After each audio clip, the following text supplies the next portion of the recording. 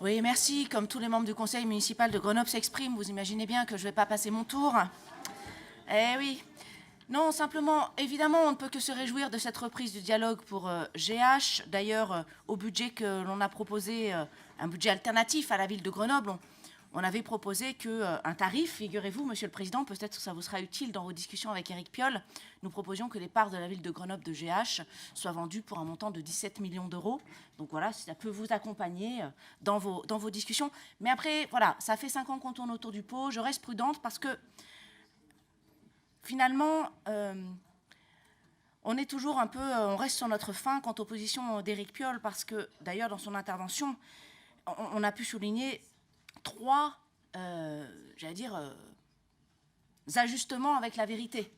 Donc, j'espère que ces discussions sont sincères. D'abord, premier ajustement avec la vérité, dire que c'est d'un commun accord que vous avez suspendu le contrat avec CDC Habitat est assez cocasse, parce que si vous étiez vraiment à l'écoute des habitants et de la métropole, vous n'auriez pas attendu les avis négatifs successifs avant de suspendre ce contrat. On sait qu'en réalité, c'est bien la CDC Habitat qui est frileux par rapport à cet enjeu, vu le nombre justement d'avis défavorables qui se sont alignés.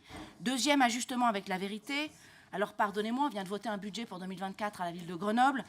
La ville de Grenoble investit des dizaines de millions d'euros dans le logement social. Il faudra juste m'indiquer sur quelle ligne budgétaire. Et ensuite, vous dites, là aussi, on ajuste toujours un peu la réalité, c'est toujours pareil avec Éric Piolle.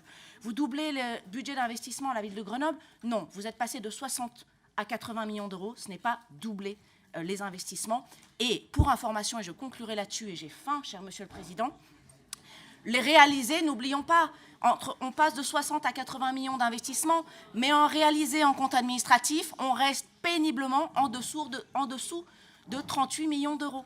Voilà, juste 2-3 arrangements qu'il fallait rectifier. Merci.